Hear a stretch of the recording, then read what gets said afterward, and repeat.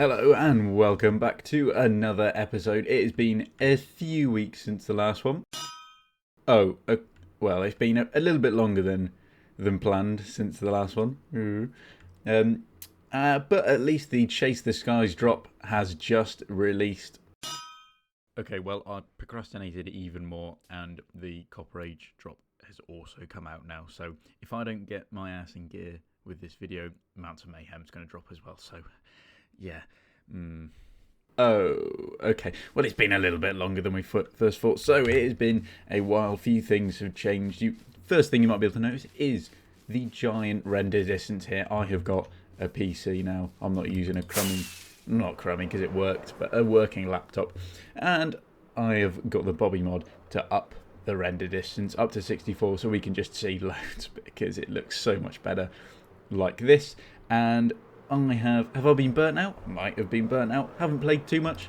So we're just flying around. Kind of the progress that I have made is just the grind, the terraforming. All of this was forest, so it's all been changed into shulker boxes of leaves and wood now. So it's all clear, and my hoe is being used quite a lot. There. Still going. No. Use. There we go. Yeah, it's been used a lot on leaves, so it is my most used tool. But most of this progress has been done within the last couple of weeks. Well, last couple of days while I've been procrastinated doing this. Who would have thought? Let's get into free cam here. So, look, the cliffs I did right back. The last time I did any sort of recording, so most of this cliff face here would have been done last time I played, and then pretty much most of this has been done, well, within a couple of weeks after that. Big old gap, and then the last couple of days while I've been procrastinating, I've been filling in all of this and expanding the beach as well from on there, doing some of this work here. But that is not what we are here for today. What we are here for today is going to be going all the way back over to our industrial district. So if you have forgotten what is going on in this series, as I might have as well, what is going on is I am playing without crafting tables, so I'm only using the crafter in order to create anything and everything I have, which means I have to use the crafter a lot for this. So what I'm going to do is that we're going to head over to our factory, and we can see where we left off, because I've made no changes to this bad boy in here, and we of course need a few things to get things running. So the thing that I'm looking for today is the Amethyst crystals, which will then go towards our calibrated sculk sensors, and we are going to use the new Happy Ghast to do so. So let's head on into our gold farm, as the best way to collect the Happy Ghast is going to be through our bartering setup. And what we're going to do is that we're going to toggle the bartering setup on manually, and then we will come up here and we will punch out this fire. I can grab fire charges, that's fine. And then anything that doesn't make it through the system over here, anything that doesn't get sorted out, will end up down there. So let's AFK a little bit here. And there we go. I think that's enough piglin slaughter for now. Hopefully we should have a lot of items down here. I see Happy Ghast there. Fantastic. We get two dried ghast here, and then whatever else is left over from what doesn't get sorted out there. So now I need to grab a fire charge. And have you spawned there? Oh, I might need to do a little bit more spawn proofing of this area here. There's a few things just missing. Let's place that there just to get rid of that slot. And we will drop down, and shall we grab a fire charge, or shall we go up and grab a fire charge from the bartering setup up here? And then we need to go and get a piece of glass to end up over there. So where's our... This is a lucky guess system. I could absolutely just... Yeah, let's be smart about this. Let's be smart. Where are we? So we are here. So it's this section over here, and we're going to get it there. Boom, sorted. So let's grab a fire charge. We can relight that fire. We can then put the glass back in. But what we want to do is we want to start sending any dried gas through to the overworld so we can collect them up for our redstone systems. because they're going to come in very handy. So what we're going to do is we're going to see the obsidian one, and we can see that there's no overflow end up in this second row of obsidian here. So I feel perfectly fine just swapping over the dry gas there, and then let's head back on over to the overworld after we set some things on fire. So with our dried gas now returned to the overworld, what we're going to do is that we're going to set up an item filter up here to collect any that come through the bartering system, and we're also going to need to go and dig out our amethyst farm. So we're going to dig up enough space so that we can ride around on our Happy Ghast. So let's see that now. Okay, so past me was a moron and decided to not, to record with his microphone on mute because he's an idiot. He's an idiot. And so now I'm here having to try and put together what he said. So I'm just going to pretend to be him. Ooh, look at me, I'm riding my Happy Ghast, trying to mine these amethysts, but I can't ride the Happy Ghast very well because I've forgotten what the control system was. Ooh, oh, this isn't very good. Maybe the Happy Ghast isn't what we should be using for amethyst farming. Maybe. Or maybe we can come up with another idea. Let's see about that. Yeah, see, an idiot. He's an idiot. So we are now in the creative testing world, and we have the budding amethyst all laid out exactly how it is in the world itself, using Lightmatica. And we have just copied and pasted it here, and then on 3 of the sides I've then found out where those are. So there's the actual amethyst is below each of these bits here, and then surrounded each one in honey and slime blocks, as those will be part of the flying machines. Because what we're going to do is we're going to send a flying machine one way, and the final way. So we've got 3 ways for the flying machines to go, and they will clear off any amethyst crystals that are on the sides here. So I've currently rigged up one side, which will give... Oh, that is not good. That is using Axiom, which I need to disable. Still not familiar with Axiom. Cancel. So anyway, so we're going to flick our lever there, and then we're going to send our flying machines across, and they will just wipe out any clusters there, and then we'll stop them there. And then what we'll do is that once they're finished, we'll send this one across, and then once that one's across, we'll send this one across, and then everything will then be picked up by a lathe, and they'll just throw stuff into water streams, which will then send it up into our factory here. So I've currently only wired up one side, so I've got 2 more sides to wire up the flying machines for, and then we can get this built in the main world. So let's jump into that time lapse now.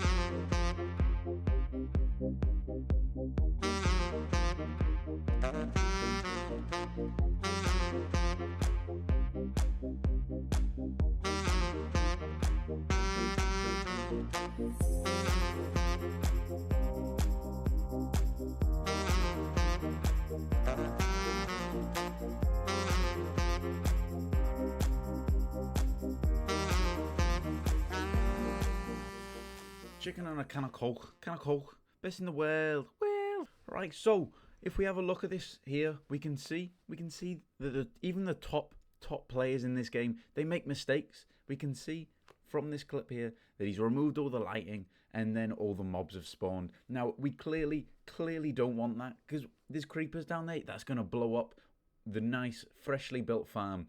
So he's not realised his mistake yet, but he will do soon. And what's going to happen is that you're going to see it. You're going to see it in his face. And now, I always say, leave the Minecraft before the Minecraft leaves you. Now, the Minecraft's not left him yet. Not at this level, at this top level. He's one of the best players in the world. Now, if we have a look here, stop. Let's zoom in here. And we can see the realization on his face. You can see what he's done. And he's formulating the plan. This is what separates the top players from the world-class players, because they pause, they don't rush in. Straight away, your first reaction, you drop in, you fight off the mobs that you've accidentally spawned in, you put down some light. But no, that's not what he does. He stops, he thinks, he stays calm under pressure, and he realizes something. He realizes he has to fly away. He has to somehow light this area up, because he can't fight them. He can't fight the mobs. There's too many to fight. So he flies away. He grabs some supplies. What does he grab? He comes back in How can you reach the light down the bottom? Well, he does it. He scans around. This is where he is. He's scanning. He scans his surroundings, and he sees an opportunity. He places a lava bucket on the wall. Fantastic. It's the light source. You might be thinking he's putting the lava down to kill the mobs. He's not. He still wants them to despawn. He's putting the lava down for the light level. But he notices that there's still some spots of this missing of light. So he's made another mistake. But again, he stays calm. He knows what to do. He goes and gets another lava bucket. And with that other lava bucket, he's going to then fill up the space. And he's not going to allow any more mobs to spawn. Now we can see that he's killing a lot of mobs here. But that's not his goal. As we said before, it's not his goal. Of course, it's a good side effect, but it doesn't matter.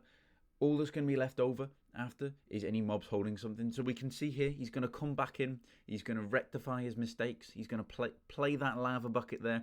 But he's getting attacked now. He's in the workings. He can't be affording a creeper to be going off. So if those skeletons, if they shoot him and they accidentally hit those creepers, we could be seeing a whole different game here. He could be breaking the farm, but it doesn't. He flies out. He doesn't get those creepers blown up, and he's done the light levels, and we can see those creepers disappearing. Let's have another look at that. Let's have a look again from a different angle. We can see the creepers despawning. That's what's important, is those creepers there, and bam, they're gone. And now all he's got to do is he's got to deal with those zombies. Those zombies are going to be really important to get rid of. If he can't get rid of those zombies here, what's the point in playing? It's 2 zombies. You just got to kill them. Kill the zombies. And you've got to put those torches down afterwards. So this is here. This is the recovery. We can see why he's one of the best in the world at this job here. Okay, so it has been a while since I last recorded, but I have done our farm here. Now, there's been a few changes from if you have seen this or not. I remember we did this, and all the other sides are now in, all the other connecting points are in as well, and our clock is in here. Now you might be wondering, where does the Happy Ghast come into things? Now, the Happy Ghast is in here. Look at this little fella, look at this little smiley, but he's not going to be smiling for long as he is out of water. So here is our clock, based off of the Happy Ghast. So Happy Ghast, it registers ticks about every 5 minutes, so that's read by the observer into the bulb, creating a T flip-flop, which will then toggle the water on. Just like that. That was perfect. That was perfect. So it toggles the water once it loses its state, and then that should be one. I feel like that should be a sad face. So at some point, we might see a little gasling in this spot here, which has happened before, which is where I found some of the bugs with the system. So the first bug that I found was that when this crafter here got... Actually, let's go into spectator because this will be a lot easier, and disable there. So when this crafter here, which is the second half of our counter, so our counter here, every time the ghast updates, puts an extra iron nugget in this crafter. When it gets full, iron ingot into here, crafts it back into the nuggets, which then goes back down into this dropper. So there's the first half of our clock. The second half is whenever the iron ingot is crafted, there is iron nuggets in this dropper, and they go into this crafter. And then once this signal strength reaches full, then it loops back around, unlocks that, and then we restart everything again, and it activates the farm once we've got all 4 in there. But what was happening before was that when we had any items in here, is that this would be a block, and this would be a full block, and then this bulb would get locked on, which then allowed our Happy Ghast to grow up all the way into a ghastling, which we didn't want, obviously. We want it to stay as a dried ghast. And so the simple fix for that was to make sure that we aren't powering this by putting in a comparator here and a transparent block here. So we're not powering that bulb at all now.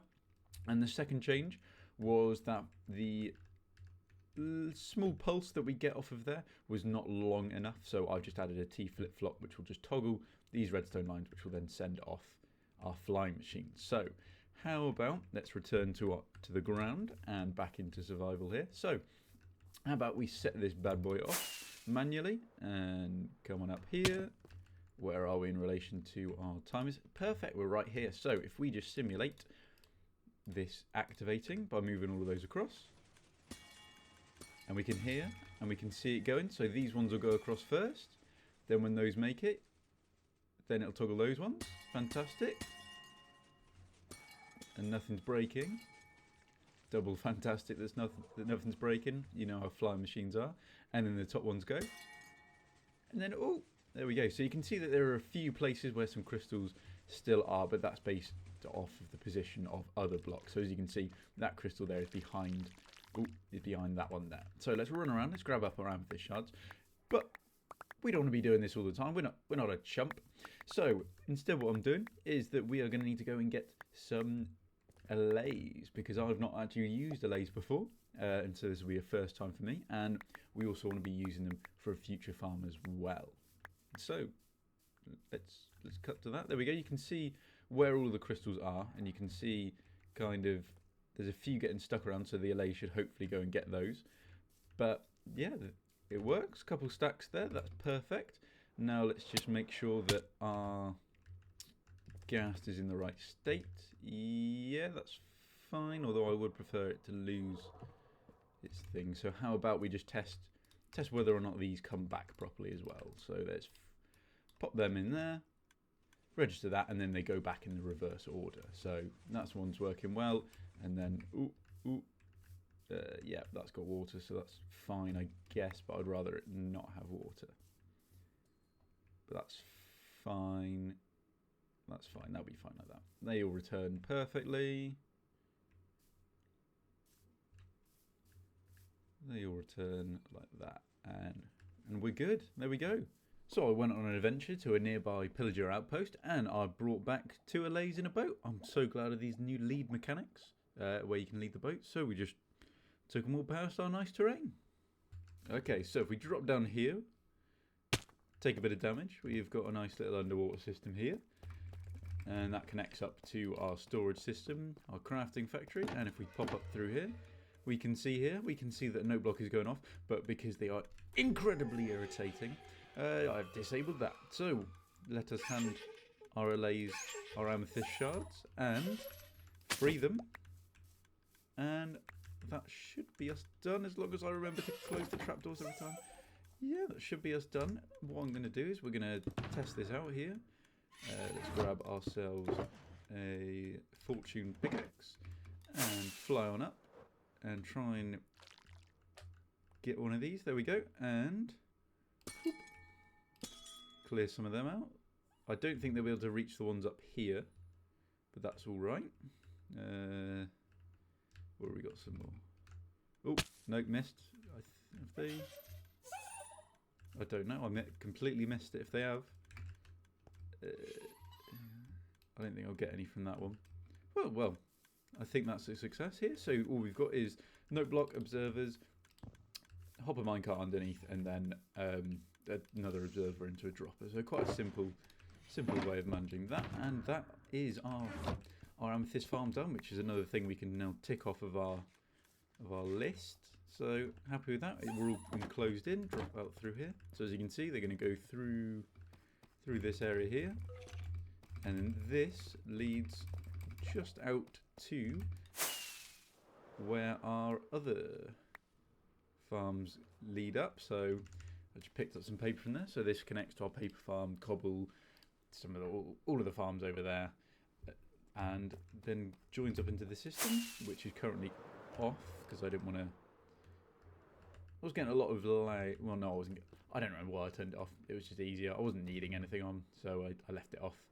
But we can now tick something off of our checklist. So if we come on over here, take book. So checklist. Let's skip over to here. New farms. Where is it? Amethyst. We can delete that amethyst there from our to-do list, and now we should hopefully be starting to tick over with some amethyst all coming in. And that will be golden for us, because of course we need those for our calibrated skull sensors, but we of course are missing those. So there we have it, another episode, back again. Been a while. It's been a good time recording this one. I have had a good time. I've had especially good time editing it, and I hope that the fact that I've enjoyed it so much comes through in the video itself, in how it's edited. You know, lots of new bits. If you did enjoy the new bits, then please leave a comment saying that you've enjoyed those, and just leave any other feedback as well. As you know, as I mentioned earlier, new PC, so if you've got any tips with all of that stuff, I'm a reasonable noob when it comes to that. It works. I think it works quite well, but there is always spaces to improve. So if you want to know kind of the specs and that, anything, then leave a comment. It's all just about leaving comments here, isn't it? It's part of the algorithm game, isn't it? So if you want to see another episode, leave comments and likes, and then more will come, hopefully, because I have, like I said, I've enjoyed myself, and hopefully you have enjoyed it too. So hopefully I'll be back next week. I've got a slight idea. We might be looking at the next drop this time, and this might come out in 2026, but hopefully not. Hopefully next week, but I'm not making any promises. Thank you very much, and goodbye.